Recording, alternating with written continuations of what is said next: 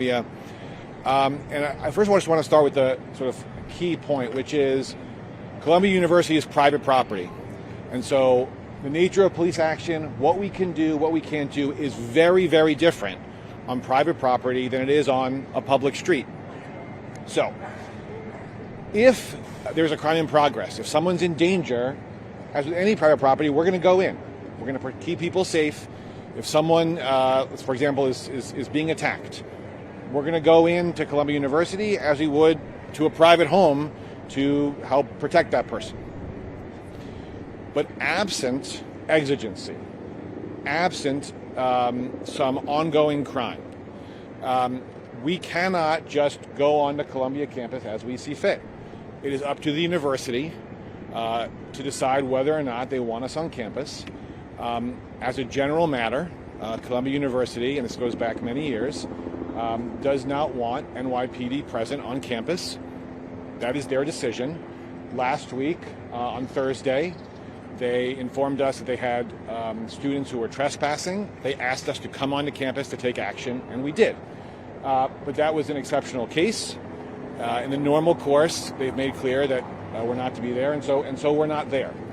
Now, around the university, in the streets around the university, that's public property. There we have a very large police presence, and our officers obviously are going to take action to prevent crime and to make arrests if there is a crime. So obviously, any kind of violence is not going to be tolerated. Any kind of property damage is not going to be tolerated. Any sort of criminality is not going to be tolerated, and that includes harassment or threats or menacing or stalking or anything like that that is not protected by the First Amendment. Now, of course, protecting First Amendment rights is absolutely crucial. It is central to what we do and to who we are. And so we're always going to protect people's First Amendment rights.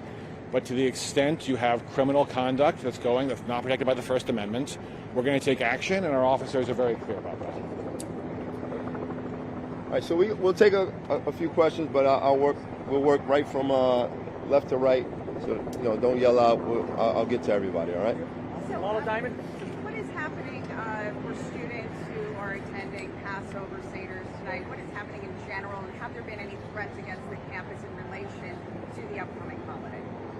So in general, I'll let Commissioner Daughtry talk about just some of the presence that we have out here. But there's been no credible threats to any particular group or individual coming from this protest or any other. But in terms of resources and some of the things that we've been doing, I'll let Commissioner Daughtry talk about it. Thank you.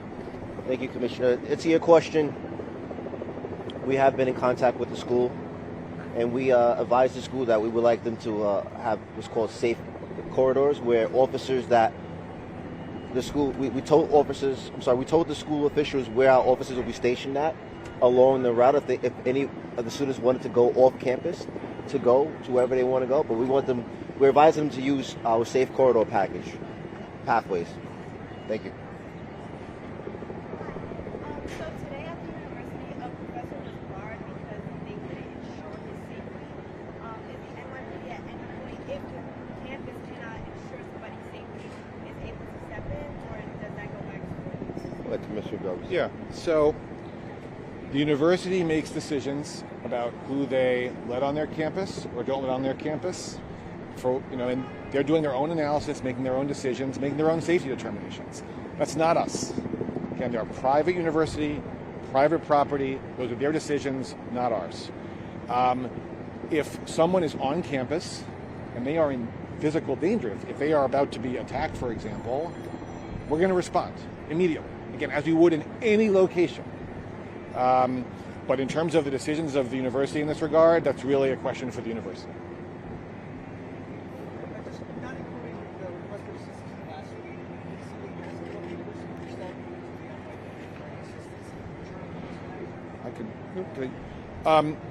So there have been a small number of instances in connection with some protests on campus where there was a request for police presence. I don't have an exact number for you.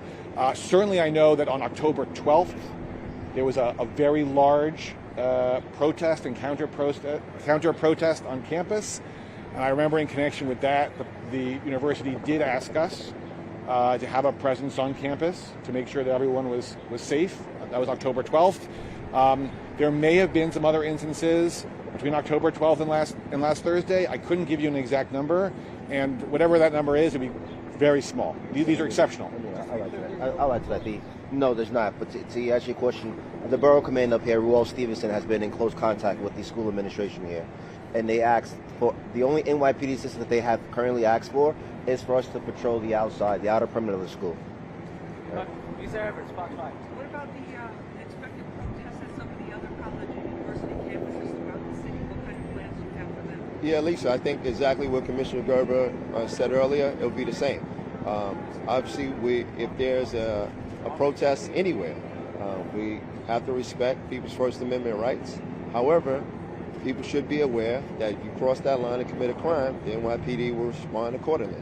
So we are aware of potential other protests similar to this popping up, but there's that line between First Amendment rights and crimes being committed. We've got Sky News right down here. Thank you very much. I'm not sure which of you is best to answer this, but can you give us a sense of how challenging this moment is for you, both in terms of your ability to police, but also your judgment as you judge what is and what isn't? I think several of us can jump in on this. First, I'll say the NYPD is the most adaptable police department in the country, if not the globe. All right, we do this on a regular basis while still keeping the other boroughs safe, tourists, people who live and work here safe, special events, protests. So this is not abnormal for us. All right, so this is not stretching our resources thin when we're concerned about that. Our biggest concern is just to make sure that people remain safe in this area, but it's not a concern of ours in terms of our ability to respond. But in terms of some of the legal challenges, I'll let Commissioner Gerber again just talk about it. Yeah, sure. So, and I really appreciate the question. This is very sensitive. It's incredibly important. We work incredibly hard to get it right. On the one hand, public safety is paramount, and not allowing criminal conduct to go on is, of course, central to what we do every day. We also are incredibly committed to making sure people can exercise their First Amendment rights. And determining when something goes from protected speech to unprotected speech can be very context specific, can require a lot of nuance, and you're right, we have to make calls on a daily basis. We're making judgment calls. We're doing it to the very best of our ability, and the stakes are high. There's no question about that. James Ford. Appreciate it. Just right now, there are tents set up again on campus. Is there, what preparations does the NYPD have for that possible to be a repeat of last week? Yeah, Jane, I'll let Commissioner Gerber jump in. But the one thing I will remind you of is just, even on the first day that we were asked to come on campus, if you saw how the NYPD conducted themselves that day, it was remarkable. I think that it was done with very minimal contact, and most people who observed that actually complimented the NYPD. But just to add to, I'll let yeah. So just want to be clear at one point. When it comes to the university's internal rules about tents, so rules about how and when students can gather, those are university rules, right? We are not the enforcers of those rules. When we went in on Thursday, that was because the university contacted us and said that these students, having broken various rules, are trespassing. They are not permitted to be there, and we were asked to take action and did take action with a private property owner telling us that a trespass was happening. But when it comes to university rules about tents up, tents down, that's really a question for the university.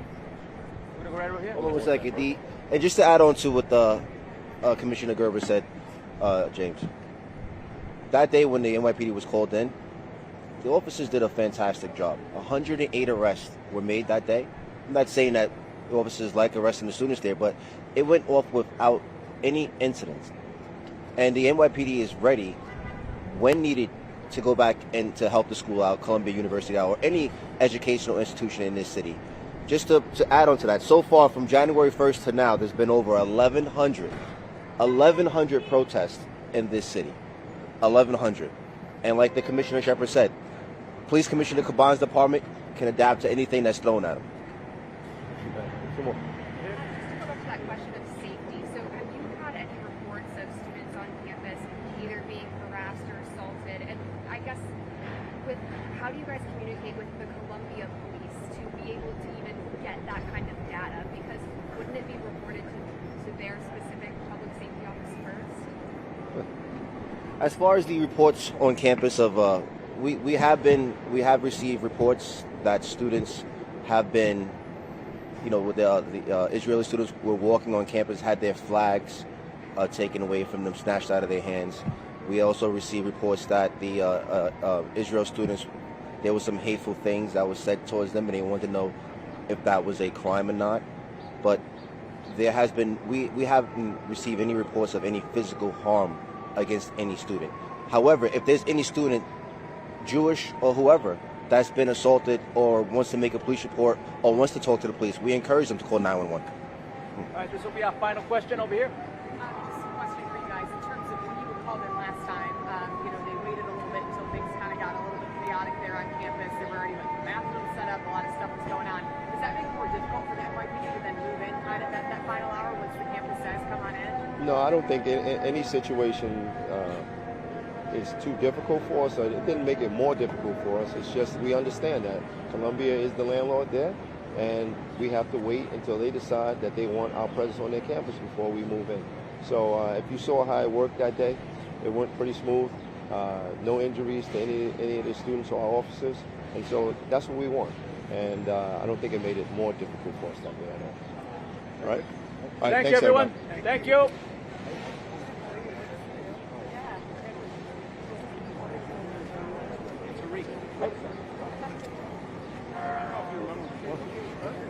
Thank you very much. Do you have a card?